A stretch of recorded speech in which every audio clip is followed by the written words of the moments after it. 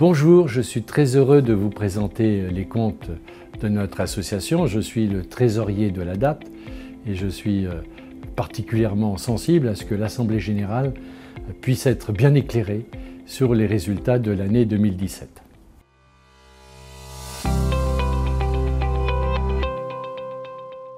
L'année 2016 a été marquée par un fort accroissement du périmètre d'activité, assorti d'un impact négatif sur le résultat.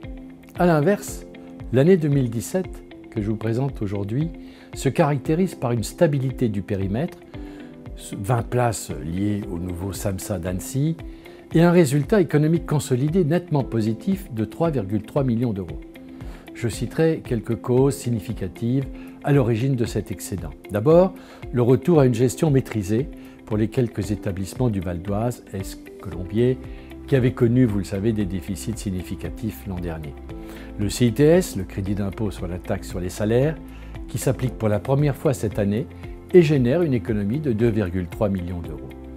À l'inverse, la provision pour indemnité de départ à la retraite et provision pour congés payés génère une augmentation relativement sensible des charges à hauteur d'1,8 million d'euros. Le lancement de la collecte de fonds privés accompagné par la société Faircom qui implique un travail préparatoire de communication mais aussi de structuration des outils, des projets, des processus afin de piloter efficacement cette activité. Et cette dépense nouvelle pour un montant de 412 000 euros hors masse salariale est à considérer comme un investissement en vue de produits futurs. Enfin, les activités sous gestion propre de Pantin qui accusent un déficit structurel comme les années précédentes.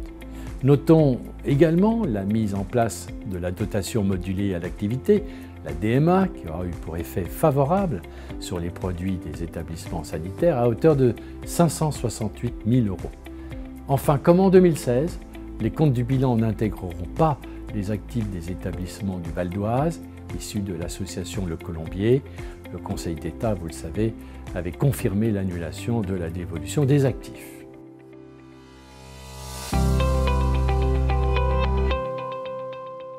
Les produits d'exploitation s'élèvent à 203,8 millions d'euros, en hausse de 2,6%. Cette relative stabilité est à mettre en corrélation avec la faible évolution du périmètre d'activité.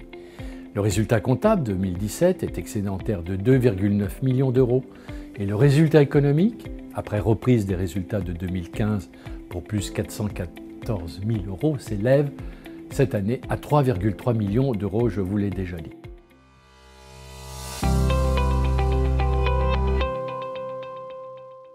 Le tableau qui s'affiche présente les produits et les résultats par grand secteur d'activité. Pour le secteur médico-social, hors ESAT commerciaux, les produits s'élèvent à 115,3 millions d'euros et le résultat économique s'affiche, lui, avec un excédent de 3,6 millions d'euros en net redressement par rapport au déficit de 2016 qui était de 53 000 euros et qui était dû aux charges exceptionnelles liées à la reprise des établissements du Val d'Oise. Le secteur sanitaire affiche de son côté des produits en augmentation de 1,7% à 63,8 millions d'euros pour un résultat économique excédentaire de 913 000 euros avec un léger retrait un peu plus d'1 million d'euros par rapport à 2016. 9 établissements sur 10 sont en excédent. Pour les activités qui ne relèvent pas de l'autorité d'un tiers financière, remarquons que le secteur des ESAT commerciaux affiche un résultat excédentaire de 646 000 euros en forte augmentation par rapport à 2016 pour 15,3 millions d'euros de produits. Les activités sous gestion propre génèrent un total de 10,8 millions d'euros de produits et hors Pantin, elles affichent cette année un excédent de 231 000 euros à comparer à 88 000 euros en 2016.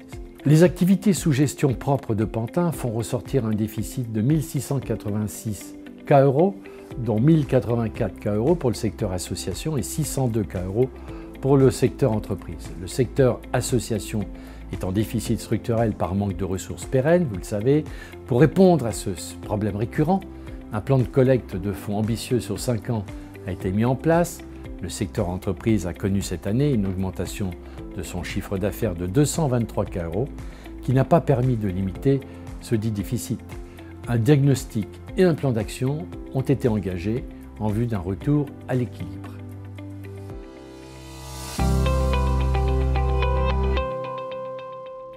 On retiendra que le total net du bilan est de 231 millions d'euros. Cela représente une hausse de 10% par rapport à 2016, attribuable notamment à l'accroissement de l'actif immobilisé net à hauteur de 10 millions d'euros.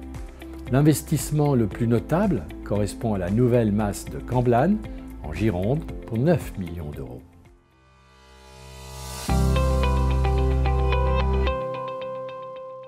La trésorerie de l'ADAPT s'élève en 2017 à 45,7 millions d'euros contre 43,8 millions d'euros à la fin de l'année 2016, soit une hausse de 2 millions d'euros.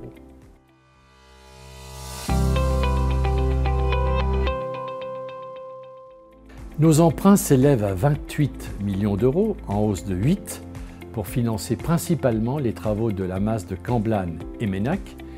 L'endettement brut, qui est le rapport entre la dette financière à long terme et les fonds associatifs, passe ainsi à 35% en 2017.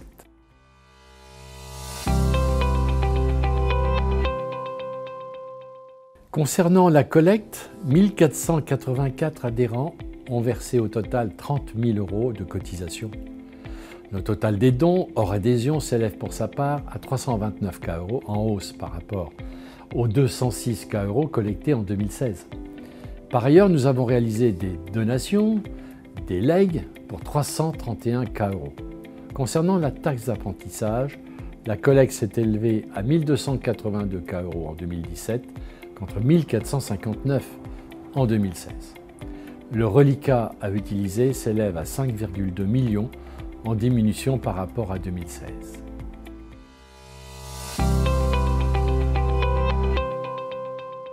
Le graphique qui s'affiche fait apparaître le poids respectif des produits et des résultats par région. On peut noter, et vous le notez, que l'Île-de-France représente un quart du volume d'activité de l'ADAPT.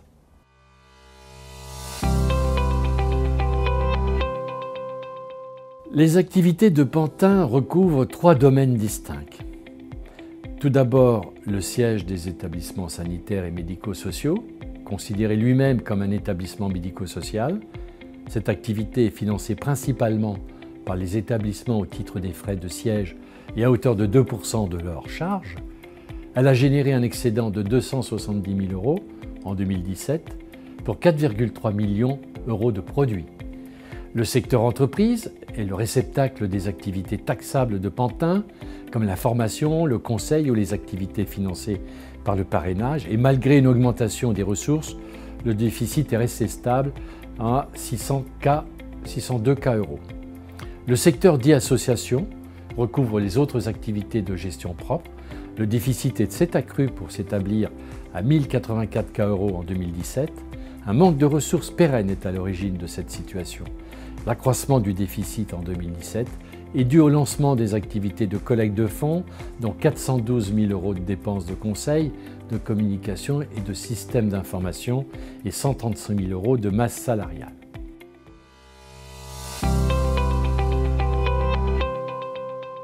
L'année 2017 aura été sans aucun doute une année de consolidation avec un excédent significatif.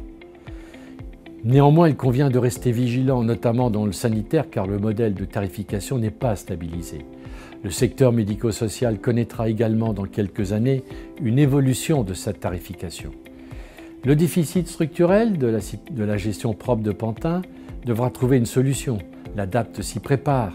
Elle s'y prépare grâce à une étude conduite par KPMG au premier semestre 2018 qui servira de base à un plan de retour à l'équilibre de cette activité, tout en poursuivant la mise en œuvre du projet de collecte de fonds privés.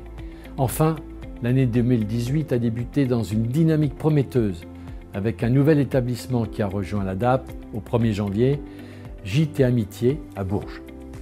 Des appels à projets autour de l'emploi accompagnés ont été remportés par l'ADAPT dans plusieurs régions.